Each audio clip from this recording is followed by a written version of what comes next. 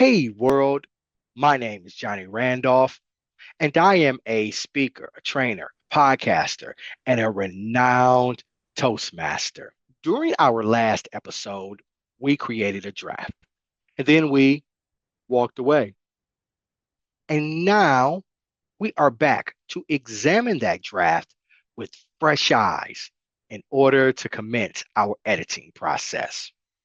During your review, you will probably observe that there are some sentences in your draft that are, quite frankly, terrible.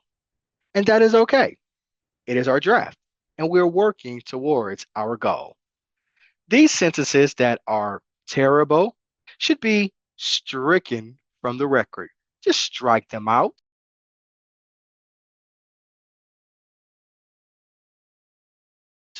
or delete them altogether. There will be some other sentences that are absolutely stellar, and we will want to retain them in their complete form. And then there will be other sentences, well, they're not terrible, but they're not great either, or up to our standards. And we want to close that gap to get them to our standards. And we will rework them. There might be some sentences that are in paragraph two that will be better suited to be in paragraph five. And paragraph six might go better with paragraph three. It's all about organizing our draft.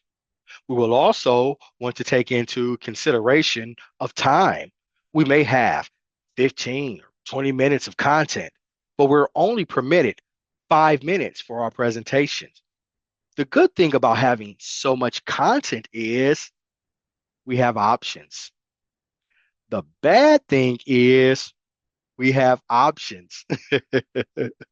Sometimes it may be difficult to identify what to throw away and what to keep. The principle that I adhere to when editing and wanting to determine what I need to retain and what I need to dispose of is if my job depended on these 5 minutes, what would I absolutely want to retain? And that helps me to provide some clarity.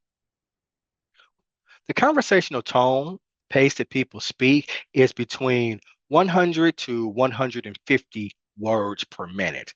That can be a gauge to let you know how much content you should retain for the specified time limit that you have for your speech.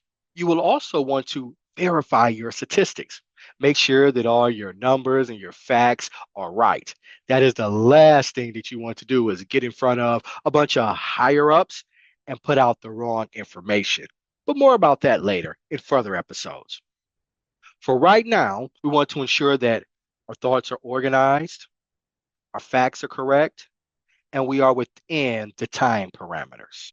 And after we have condensed all of our information and come to the appropriate conclusion, we want to familiarize ourselves with the material. Let me rephrase that. We want to learn the material.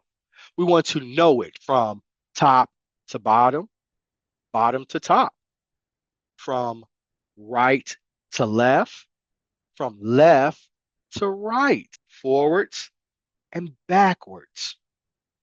We want to be the subject matter expert on this material.